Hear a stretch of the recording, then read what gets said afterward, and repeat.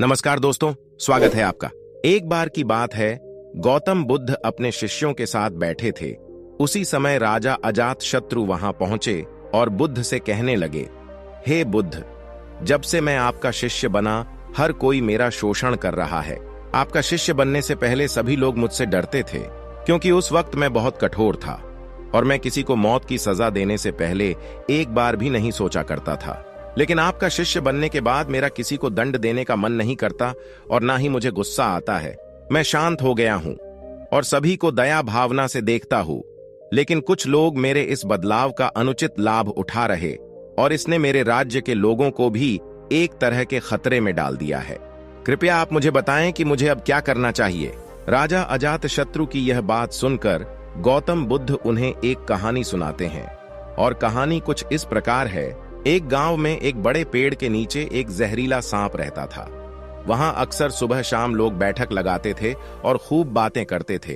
लेकिन जब से उस पेड़ के पास उस सांप को देखा गया, तब से लोगों ने वहां जाना बंद कर दिया। लेकिन कुछ लोग तो जानबूझकर वहां सांप को देखने आया करते और उसे छेड़ा करते। अब उस सांप को जब खतरा महसूस हुआ तो उसने खुद के बचाव के लिए लोगों पर हमला करना शुरू कर दिया। वह सांप अब अपने क्षेत्र में लोगों का आना भी बर्दाश्त नहीं करता था, जिससे गांव के कई लोगों की जान जाने लगी। इस तरह पेड़ के आसपास जब भी कोई हलचल होती तो सांप वहां आ जाता और हमला कर देता। सांप की दहशत अब पूरे गांव में हो गई। अब लोगों ने बिल्कुल ही उस पेड़ के पास जाना बंद कर दिया। एक दिन एक साधु उस गांव से गुजर रहे थे। तभी उस साधु की नजर उस विशाल से घने वृक्ष पर पड़ी, जिसके नीचे वो सांप रहा करता था।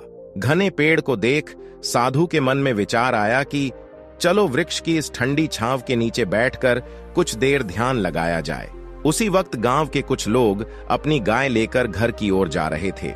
तभी उन लोगों की नजर जब उस साधु पर पड़ी, जो कि उसी पेड़ की तरफ ही जा रहा था, तभी लोगों ने उस साधु को सांप के बारे में सावधान करते हुए कहा कि आप उस पेड़ के पास मत जाना।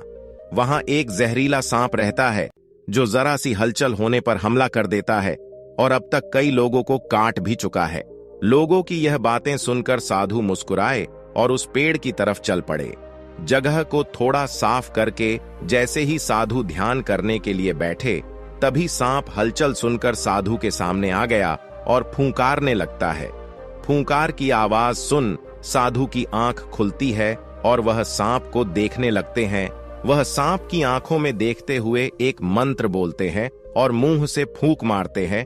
तभी चमत्कारी रूप से वो सांप साधु से बात करने लगता है। अब दोनों एक दूसरे की भाषा को समझ सकते थे। सांप साधु से कहता है, हे मनुष्य, क्या तुम मुझसे नहीं डरते? क्या तुम नहीं जानते यह मेरा क्षेत्र है और यहां आने की किसी की हिम्मत नहीं है? साधु ने करुणा से कहा, मित्र, इसमें डरने की क्या बात है? मैं किसी चीज से नहीं डरता, क्योंकि जब मैं जीने का लोभ ही नहीं रखता तो मृत्यु से क्या डर। सांप साधु की ये बातें सुनकर चौंक गया, क्योंकि सांप की इससे पहले ऐसे लोगों से मुलाकात हुई थी जो उसको मारना चाहते थे या उसके डर से भाग जाते थे, लेकिन वह ऐसे व्यक्ति से कभी नहीं मिला था जो उससे नहीं डरता। सांप साधु से इतना प्रभावित हुआ कि वह साधु के चरणों में पड़ गया और बोला, हे प्रभु, आप बिल्कुल सही कह रहे हैं।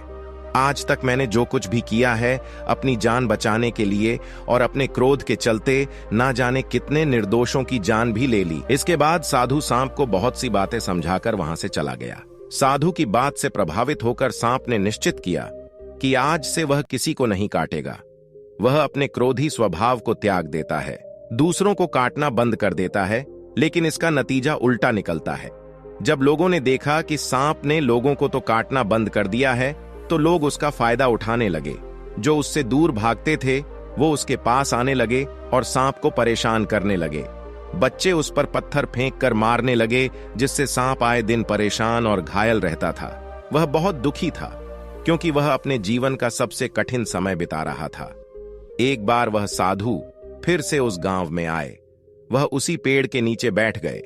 तभी साधु की नजर जब दयनीय हालत में पड़े उस सांप पर पड़ी, तो साधु ने उस सांप से पूछा कि मित्र, तुम्हारी ये हालत कैसे हो गई?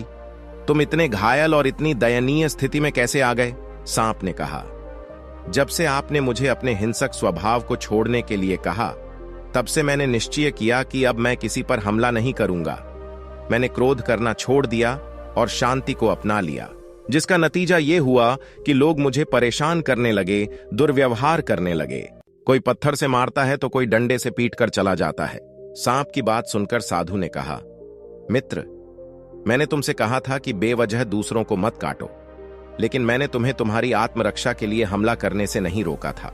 कहानी सुनाने के बाद बुद्ध ने राजा से कहा, हे राजन, तुमने भी मेरी बात को गलत तरीके से अपनाया। मैंने तुमसे अपने क्रोध को छोड़ने के लिए कहा था, किंतु तुम अपने कर्तव्य से भी विमुख हो गए। तुम एक राजा हो, अतः पूर्ण रूप से साधु की तरह व्यवहार करना तुमको खतरे में डाल सकता है। तुम्हें सिर्फ अंदर से साधु की तरह रहना था और बाहर से राजा की तरह, ताकि जरूरत पड़ने पर खुद की, प्रजा की और राज्य की रक्षा कर सको। दोस्तों, बिल्कुल ऐसे ही जंगल में होता है, जो सबसे सीधा पेड़ होता है उसको सबसे पहले काटा जाता है, और यही कानून दुनियाओं के लोगों पर भी लागू होता है। अच्छे भोले लोगों का खूब फायदा उठाया जाता है।